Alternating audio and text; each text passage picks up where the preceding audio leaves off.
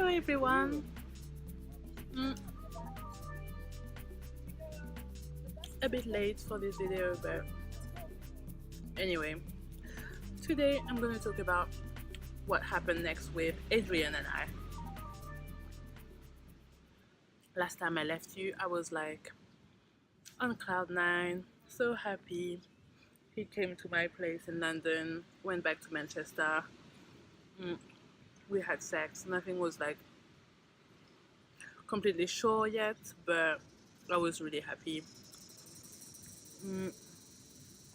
I felt like we had a reciprocal relationship. I felt like it wasn't all in my head. I felt like he was my soulmate at this point, really. And he was actually telling me stuff like that. Like, of course, like I've stayed in contact with you because you're very special to me. And remember that the first time we went out together, so if you recall, that was when I was 14. You dumped me and blah blah blah. Mm, okay, so we're kind of like really starting this thing now where, oh, that's so cute, there's a dog that just lied down just in front of me. Anyway, Adrian and I, we start really, like, we were talking every day anyway, but this gets more and more intense, and it gets really passionate and really, that's all I've known anyway, but we text every 2 seconds, and we're really just like, oh, I love you so much every 2 minutes. Oh, I can't wait to see you again. And bear in mind, we're both students, so we can't really see each other that often. It's gonna be like once a month or something. Um, Given our history, obviously I'm paranoid, and I'm thinking, mm,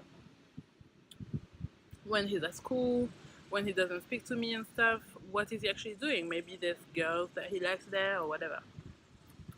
Well, I have to admit, I didn't really have any real reason to mistrust him because he was really giving me his all. Like, we were really into each other and I could actually feel it.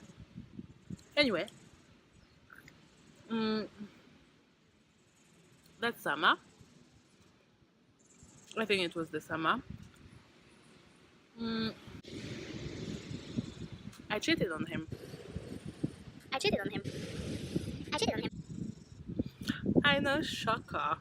Shocker, you didn't see that coming, did you? Mm, Technically, I've cheated on him first, but in my head, the thing with Dummy Bitch when we were, what, 16, 17, when I was 16, mm, for me that counted as cheating. It doesn't mean that it doesn't count on my part or that I feel like I'm not responsible for it, but to be honest, still up till now, I don't feel guilty at all. Question is, why did I cheat? If I was so in love with him, I was waiting for him to be with me. Finally, that was happening. Although it was long distance, we were talking all the time, seeing each other once a month. So I was going to Manchester, he was coming to London, staying for the weekend and stuff. Like, it was actually great. But what was the issue? I wasn't self-aware and self-conscious enough at this point, but mm, mm, but he was really not making me feel the best. He was telling me things that made me doubt myself, things that I was already insecure about. I've always been really insecure about my appearance, the fact that I was not beautiful at all, that I wasn't sexy, that I wasn't feminine enough. And my experiences in high school didn't help that. Even before high school, people were really extra mean with me, telling me to my face that I had no chance with a guy that I might have been interested in because look at me, how ugly I was. So things like that were already my insecurities.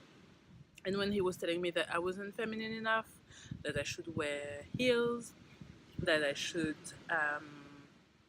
maybe wear more makeup, that I should consider styling my hair in a different way, and that other women could do it, so why couldn't I? Things like that.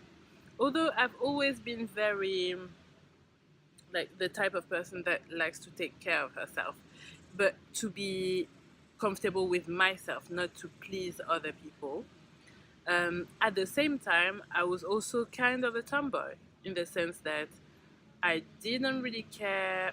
I never really cared for like going to the hairdresser, um, putting fake nails, or wearing that much makeup. Like I've always liked to wear the bare minimum so that it kind of enhances who you are but doesn't change you completely. I've really never liked anything that's too fake. For me, wearing heels every day is ridiculous. It's uncomfortable. Why would you want to be ridiculously uncomfortable every day of your life? Plus, it shows. 90% of women that I see walking down the road in heels look super uncomfortable. And to me, when I look at someone, looking at them being uncomfortable doesn't make me think that they're sexy at all, whether it's women or men. So, when he was telling me this, I was in two minds. Like, I know that's not what I want to do, but I finally got the guy. I want to keep him. Should I change myself for him? The fact that I even thought of that, that should have been a warning sign, for real. You shouldn't change yourself for anyone. If he doesn't like who I am, then go and find a girl who enjoys wearing heels. That's not me. Don't try and change me, you know? Anyway, but I didn't do that. Instead, I didn't voice my insecurities. I was arguing with him about the fact that I wasn't going to change, and I didn't think I was unclean. I didn't think I was like unattractive, not making any efforts. Like I know some girls who don't do any manicure, pedicure, facial ever. I've been doing that since however far I remember with my sister, like since I'm 6 years old. I do manicure even without the nail varnish, just to clean my feet and keep it nice and smooth, and my nails cut and stuff. Since I'm like about 6 years old, I'm doing facial, like taking care of my skin since I'm like 10 years old.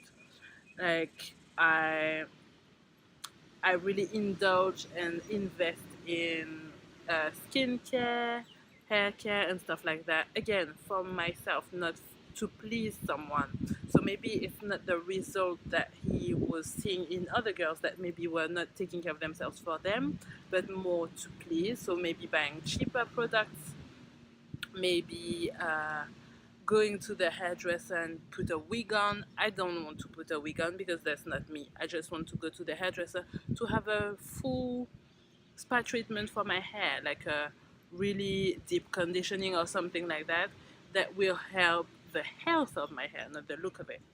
But anyway, he was not hearing all that. I don't think he was mature enough, and I don't think I was mature enough to really understand how much more mature I was than him, and how I really didn't need him in my life. Anyway, mm, so there was all these insecurities that he was raising in me, and I wasn't feeling that sexy, to be honest with you.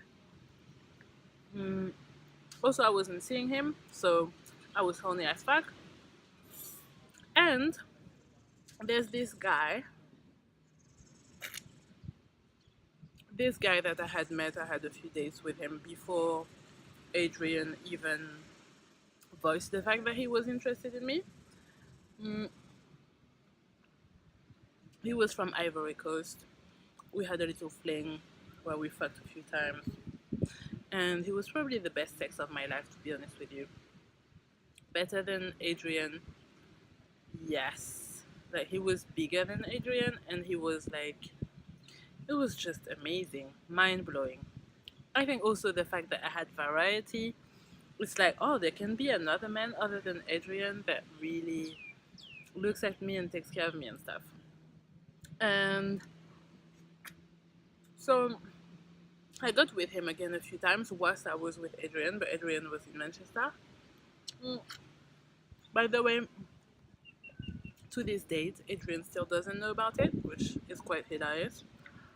Mm, but yeah, I got with this guy and actually told him, look, I'm with this guy and I love him, so I'm not like with you to do anything serious. Mm, but you're just nice. Yeah, the sexual chemistry between us was off the charts, and we could have sex maybe like 4 times in a day. It was just lovely, and he was just there as well. Mm, Also, he was really into sports massage, so he loved massaging me. And I don't know if I talked about this before, but I love massage. I was actually considering into going into doing massages myself, but I didn't.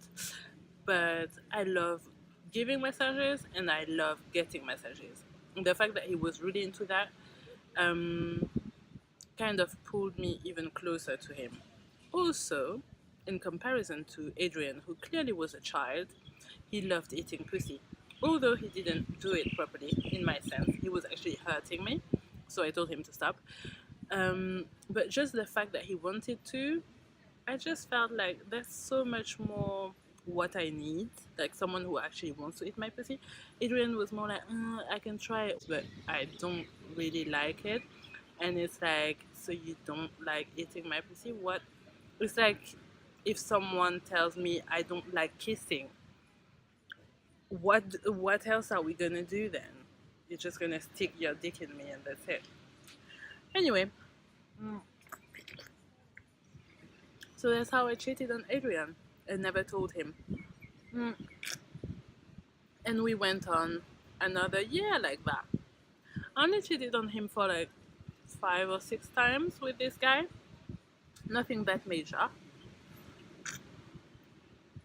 I love how detached I am, and you'll see how not detached I am when I talk about Adrian cheating on me. But anyway, I think that's it for this video. I thought that was important for me to be transparent about this phase of my life.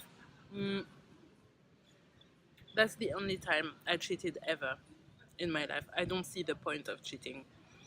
And in this case, I almost didn't really regard it as cheating.